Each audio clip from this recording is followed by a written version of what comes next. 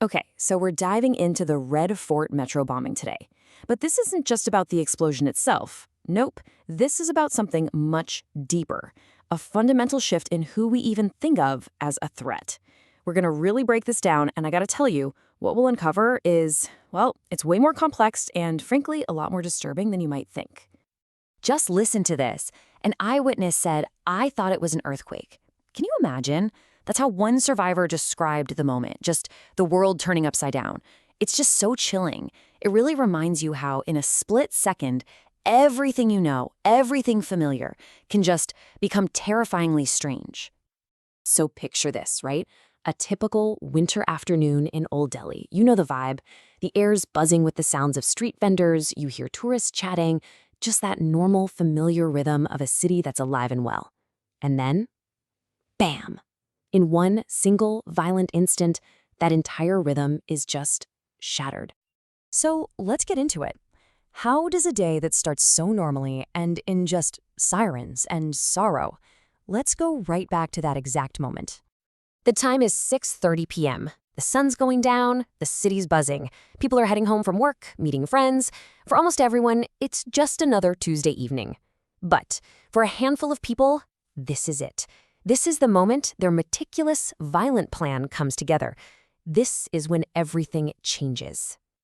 It all came from a parked car right near the metro station entrance. And look, it didn't just explode, it erupted. We're talking about a blast so powerful that it sent this massive shockwave tearing through the area. It was rattling windows for blocks, literally throwing people off their feet, and in a flash, nearby shops and cars were just engulfed in flames. Okay, so the city is in shock, it's reeling, and the clock starts ticking. In the middle of all that chaos, you see heroes emerge. And the city's resilience? It's about to be tested like never before. Let's talk about that first, absolutely critical hour. 8. That was the first number that came in. 8 people confirmed dead. Just think about that. 8 people who started their day just like you or me, and their lives were just gone. In an instant. That number, it really grounds you in the grim reality of what happened. And if you look at the timeline here, you can see the response was incredibly fast. I mean, within minutes, the first responders are on the scene. And in less than an hour, the whole area is cordoned off and secured. Now, that's a real testament to the city's preparedness for sure. But it also shows you the biggest challenge, right? You're always responding to something that's already happened. All right, so once the immediate crisis was under control, the focus completely shifted. For the investigators showing up, that blast site was just a huge, grim puzzle. And now, the hunt for answers was on. And this is pretty much the nightmare scenario for any investigator.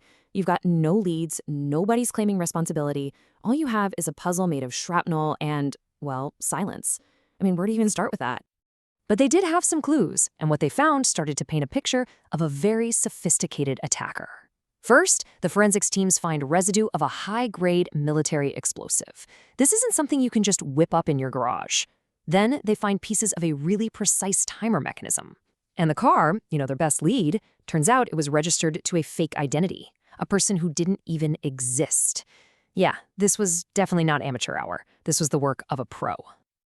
And this is where the whole investigation just pivots, It goes from a physical crime scene to the digital world. It's not just about dusting for fingerprints anymore. Now it's about trying to untangle this insane web of burner phones, encrypted messages, all these forged identities. It's a whole new kind of crime, and you're gonna need a whole new kind of detective to solve it. So you have the investigation on one side, but then there's the human story. An attack like this, it does more than just damage buildings, right? It leaves a scar on the entire community. But, as we'll see, it also reveals its strength. This wasn't an attack on any one person or a specific group. It was an attack on the very idea of a normal day.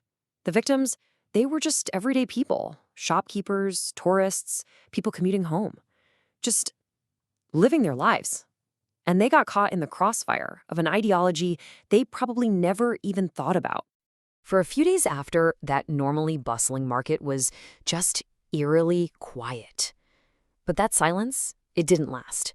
Soon, the shops started to reopen, the metro started running again, and people came back. Just like it's done so many times before, the city endured.